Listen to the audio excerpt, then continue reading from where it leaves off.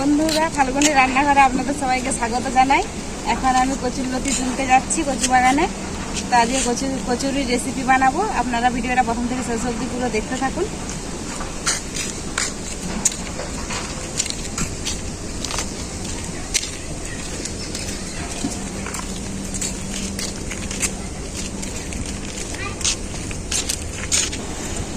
বন্ধুরা দেখুন, ভেতরে ভেতরে কত কচুরলতি হয়েছে কচু বাগানে। কচুরলতিগুলো এখন তুলে নেব।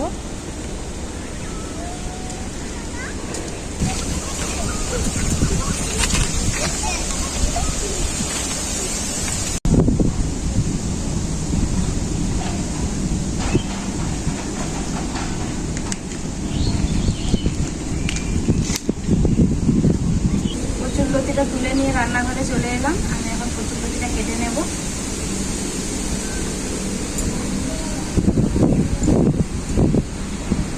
এইভাবে কচুরলতির আঁশটা তুলে নেব।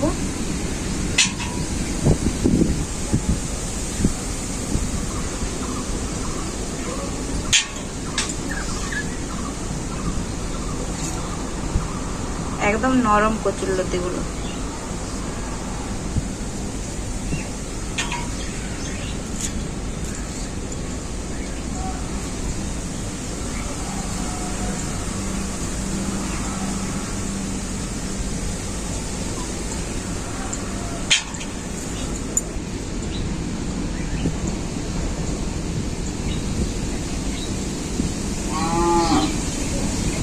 আজকে কিন্তু আমি কচুরলতি দিয়ে বাটা মাছের রেসিপি বানাবো।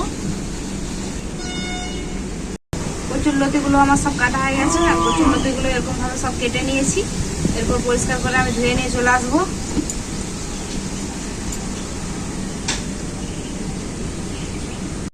কচুরলতি খুব পরিষ্কার করে ধুয়ে নিয়ে চলে এসেছি। আর এখানে মাছটা পূজা ভেজে নেবে। আর আমি মশলাগুলো বেটে নিচ্ছি। এখানে আদা নিয়েছি, আর আছে জিরে, গোটা ধনে, গোটা গোলমরিচ, শুকনা লঙ্কা, কয়েকটা কাঁচা লঙ্কাও দেব। একসাথে মশলাগুলো কিন্তু আমি বেটে নেব। কড়াইটা ভালো ভালো গরম হয়ে গেছে। আমি তেল দিয়ে দেবো।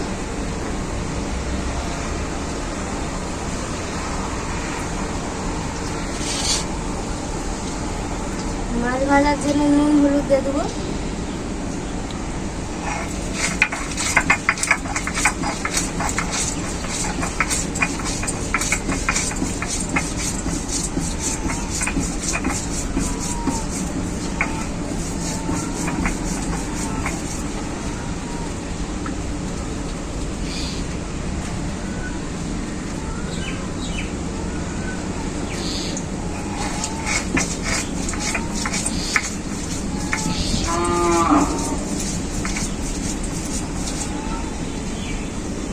রংটা কত সুন্দর লাগে না কাকি?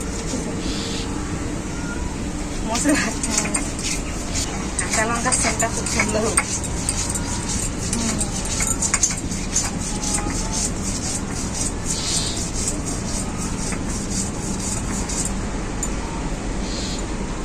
ভালো করে দেখতে যাচ্ছে। এরপর আমি মাছ বাড়ি দিয়ে দেবো।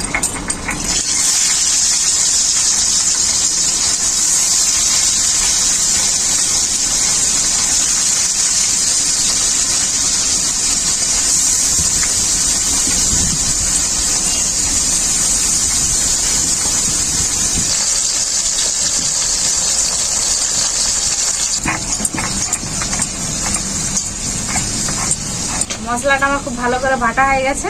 আমি এখন মশলাটা তুলে নেব।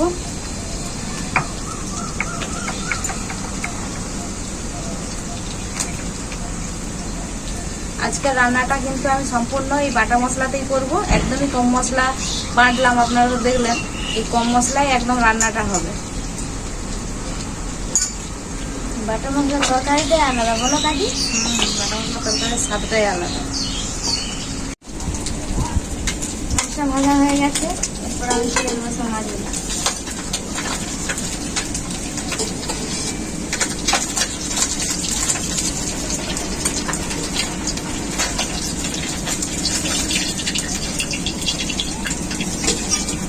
কচুরলতিটা সেদ্ধ করার জন্য কড়াইতে জল দিয়ে দিচ্ছি। লবণ দিয়ে দেবো অল্প একটু। কচুর লতিগুলোও দিয়ে দেবো।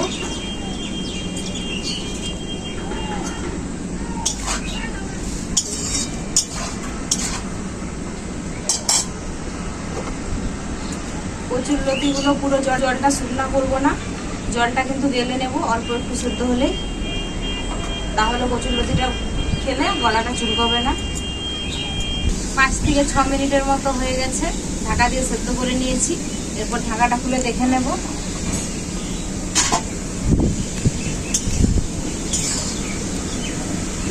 কচুর লতিগুলো ভালো করে খুব সেদ্ধ হয়ে গেছে, আমি এগুলো তুলে নেব। আর জলটা পুরো কিন্তু শুকনো করে নিয়ে আমি খুন্তিতে করে তুলে নিচ্ছি, আপনারা ঠান্ডাটা করেই তুলবেন।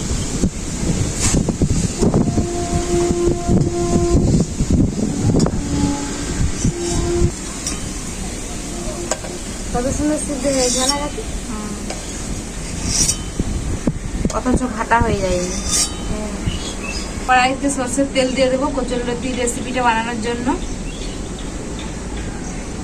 তেল খুব ভালোভাবে গরম হয়ে গেছে। 2টো শুকনো লঙ্কা, কালো জিরে, কালো জিরা দিলে কি হবে কাকি? স্বাদটা ভালো লাগে।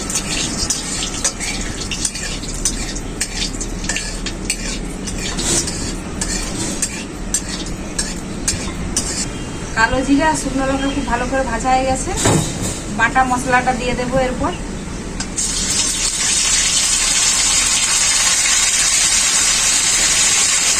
এখানে যে মশলাটা লেগে আছে, মশলাটাতে একটু জল দিয়ে পানিটা দিয়ে ভালো করে জলটা দিয়ে দেবো।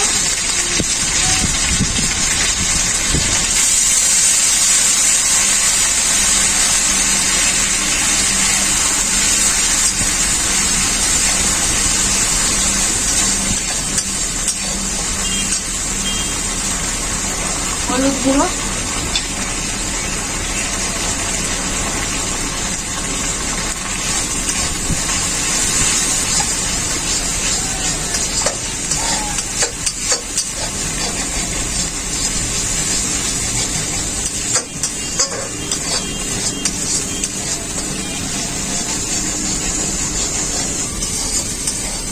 মশলাটা আমার খুব ভালো করে কষানো হয়ে গেছে। দেখুন মশলাটা লেগে লেগে যাচ্ছে কড়াইতে। এখন আমি সেদ্ধ করা কচুর লতিটা দিয়ে দেবো।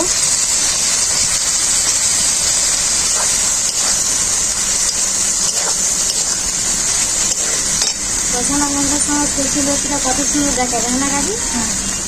অল্প একটু লবণ দিয়ে দেবো। কচুর লতি তখন তো লবণ দিয়েছিলাম, তাই অল্প করে লবণটা দিচ্ছি।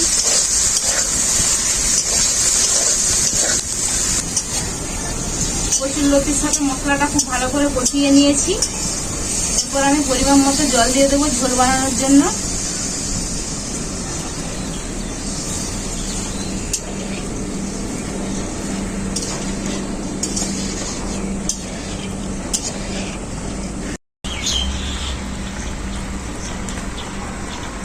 ঝোলটা আমার খুব ভালো করে ফুটে গেছে।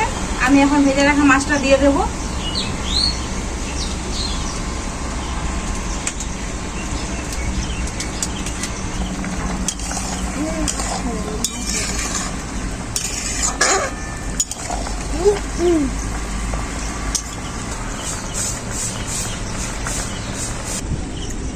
আমার কচুরলতি রেসিপিটা রেডি, আমি এখন নামিয়ে নেব।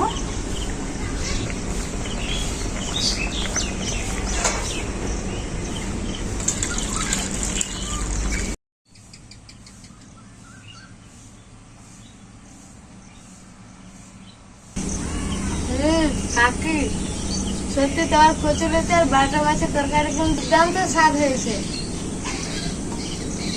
আর কচুরলতিটা খেতে কেমন লাগছে? কচুরলতিটা ভালো লাগছে, গলা টলা কিছুই চুলকায়নি, আর কত সুন্দর সিদ্ধ হয়ে গেছে। দেখো কত সুন্দর হাতে গলে যায়। হ্যাঁ,